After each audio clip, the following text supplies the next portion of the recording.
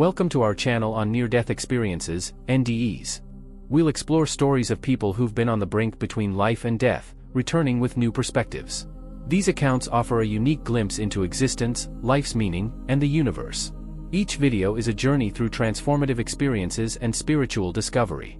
We're creating a space of understanding and sharing for these extraordinary stories. Whether you're here out of curiosity or seeking comfort, we hope to bring you peace and awareness. Join us on this journey of spiritual exploration. Every moment is an opportunity to grow and love. Thank you for being here with us. In August 1989, Sarah was cycling home from a volunteer meeting around 10 p.m. As she approached a traffic light, she was struck from behind by a van traveling at about 50 miles per hour. The impact hurled her against the vehicle, and when the driver braked abruptly, Sarah was catapulted 60 feet through the air, landing beyond the road. The consequences were devastating. Collapsed lungs, lacerated internal organs, fractured pelvis and ribs. Sarah was on the brink of death. Fortunately, a nearby police officer promptly called for an ambulance via radio. Sarah doesn't remember the events immediately preceding the accident. Her first recollection is of suddenly finding herself in a completely dark place, where she had lost all sense of orientation and perspective, while maintaining awareness of her own body.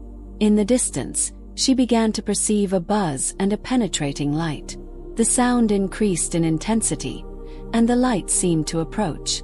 As the object drew nearer, Sarah noticed it was a demonic creature engulfed in flames, with enormous eyes and menacing teeth.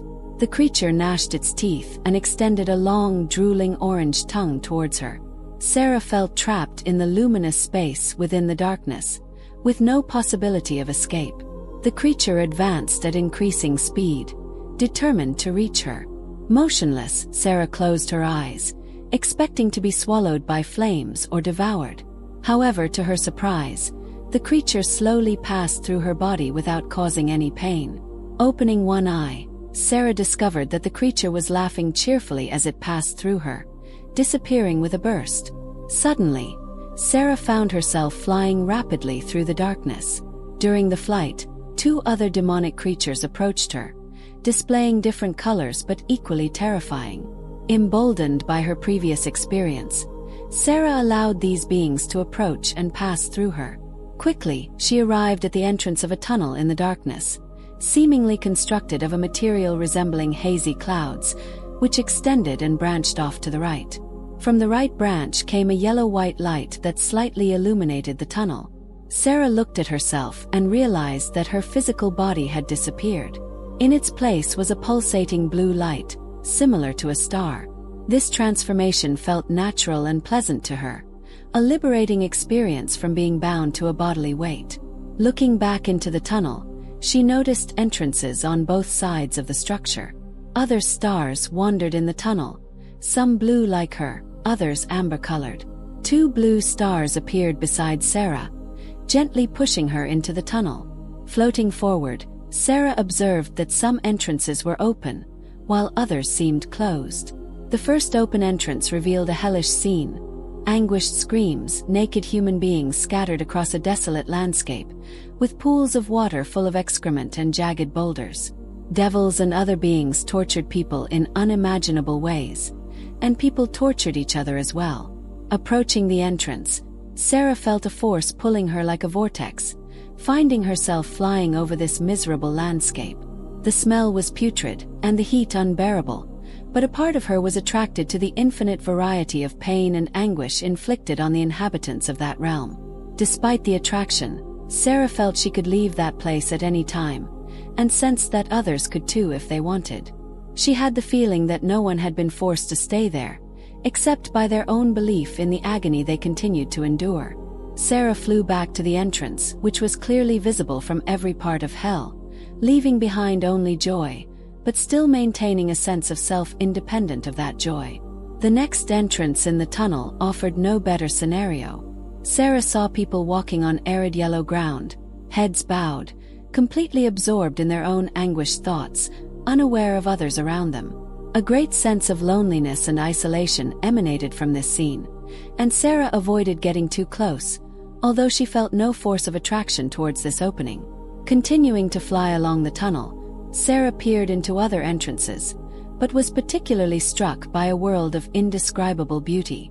She observed a wonderful wooded garden with fountains, waterfalls, rivers, and bridges that shimmered with iridescent colors. Sarah compared the beauty of this world to the works of artist Gilbert Williams, whom she would discover years after her near-death experience. A sense of peace and harmony emanated from this scene, and Sarah headed towards the entrance with a great desire to enter it. However, as she tried to cross the entrance, her nose sensed something like a dense plastic-like net. Pushing forward, she was gently repelled, and a voice told her, "You don't have the knowledge necessary to enter this world." Sarah remembers feeling disappointed, but not unworthy, just unaware. Shifting her attention to the light shining around the fork on the right, Sarah entered it and was transformed by a sensation of complete and absolute joy. She said to the light, "I'm here," and the light responded, "Good," with a tone of voice that resonated with happiness and bliss. Sarah abandoned herself to this bliss and learned many truths that, although they may seem trivial when described, still resonate within her today. Sarah understood that she was eternal and that, despite experiencing many ways of dying, she would always know who she is. She learned that she had nothing to fear and that she only needed to experience, being the only one to ultimately choose what to experience. These revelations might seem foolish, but for Sarah, they are profoundly real and beautiful, knowing that all of this lies within her. Eventually, Sarah felt disenchanted with eternal bliss and decided to leave. She said to the light, "I'm leaving," and the light responded, "Good," continuing its joyful and blissful existence, in no way altered by Sarah's presence or absence. Floating back into the tunnel, Sarah found herself on the threshold of an entrance that opened into outer space. She observed pieces of rock floating through the distances between planets and galaxies spinning. A contrasting sensation of serenity and adventure surrounded her as she gazed intently at the silent scene. While near the tunnel entrance, Sarah heard voices shouting, "Don't go, Sarah! What will become of Zane?" her son, who was 5 years old at the time of the accident. Sarah began to feel annoyed by these voices, as she had no intention of going anywhere and would certainly be present to see Zane grow up. Another being appeared beside Sarah, and together they talked about her choices. They heard a voice saying, "If you pass through this door, you can't go back." Sarah's next conscious memory was finding herself in a hospital bed, with countless tubes inserted into her body and a breathing tube in her mouth. Despite being unable to voluntarily move any part of her body, she was full of joy and hummed strongly. Soon, however, she became aware of physical pains, which quickly brought her back to the reality of her body. Since her NDE occurred, Sarah has had to face many trials and challenges, including complete loss of identity, disability, poverty, lack of friends, due to their inability to understand how the experience had changed her, and chronic pain. However, the awareness of the eternity of her spirit and freedom from the fear of death have created in her a foundation of peace that no temporary physical condition can shake. Sarah expresses a great desire that everyone could experience the wonders she lived through without having to suffer the trauma she endured, believing that this could transform the world. If you enjoyed this video or you're interested in the topics we cover on this channel, I'd be really grateful if you could subscribe to the channel so you don't miss future content. Share the video with someone you think might appreciate it. Thank you so much for your support.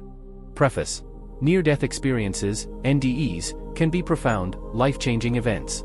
Remember, NDEs are subjective experiences, not proof of an afterlife or a guide for living. Channel purpose: this channel shares NDE stories and information, providing a platform for open discussion without promoting specific beliefs. Disclaimer: this content doesn't replace professional medical or psychological advice. If struggling with mental health issues, seek professional help immediately. If you've had an NDE and need support, consult a therapist experienced with NDEs. We don't promote suicide or self-harm. If considering suicide, contact a prevention lifeline immediately. Suicide prevention resources: National Suicide Prevention Lifeline, 1-800-273-8255. Crisis text line, text HOME to 741741. Conclusion: we hope you find this channel informative. For questions, please contact us. Remember, suicide prevention is crucial. If you're struggling, seek help. You're not alone.